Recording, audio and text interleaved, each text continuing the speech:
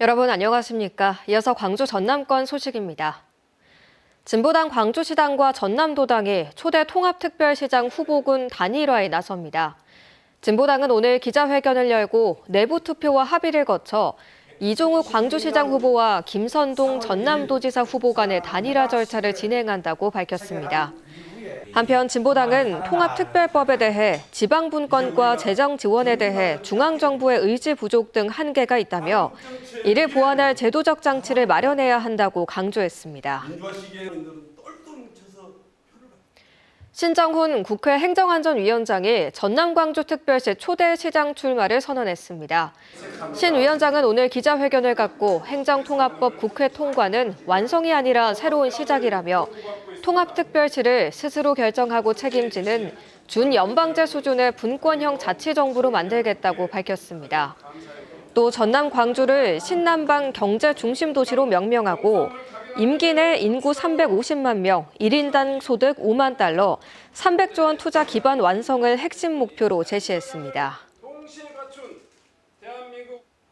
전남 광주 통합특별시장 경선 후보인 민영배 의원은 오늘 기자회견을 갖고 삼성전자와 SK하이닉스 등 초첨단 글로벌 기업을 유치하고 통합특별시와 시민 공유 자본이 결합해 공동 투자자로 참여하는 투자자 전남 광주 모델을 도입하겠다고 밝혔습니다. 민 의원은 이를 통해 확보한 지분 수익으로 시민 생애소득 체계를 설계할 경우 청년에게는 학자금과 주거자금으로, 중장년에게는 재교육과 전직 지원 자금으로, 노년에게는 안정적인 노후 소득으로 환원할 수 있다고 설명했습니다.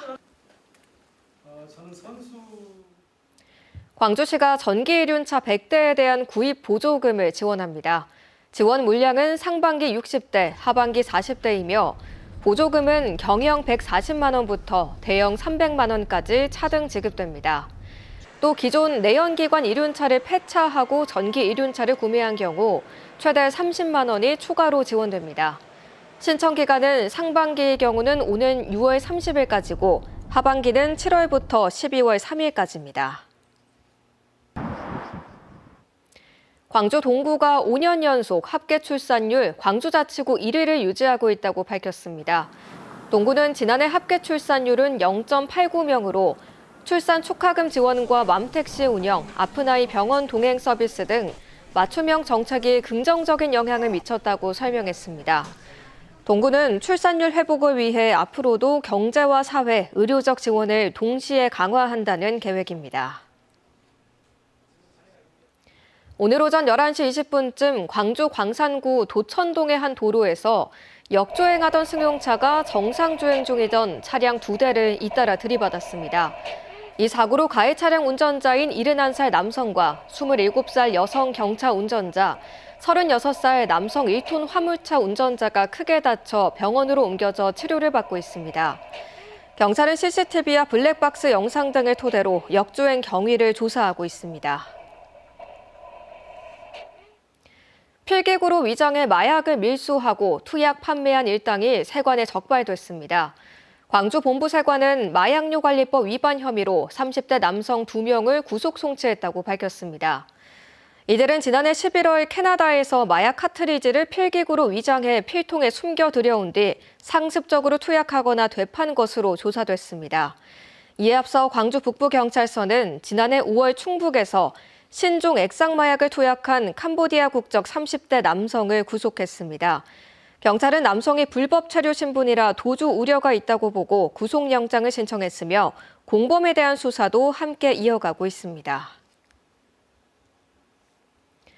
광주 남부경찰서는 무단횡단하던 보행자를 치어 숨지게 한 혐의로 70대 남성을 입건했다고 밝혔습니다. 이 남성은 지난달 28일 오전 9시 40분쯤 남구 봉선동의 한 도로에서 차량 주행 신호에 횡단보도를 건너던 75세 남성을 치어 숨지게 한 혐의를 받습니다. 경찰은 운전자가 안전운전 의무를 소홀히 한 건 아닌지 등 정확한 사고 경위를 조사하고 있습니다. 오늘 오전 6시 15분쯤 광주 동구 수기동의 한 사우나 기계실에서 불이 나 10분 만에 꺼졌습니다.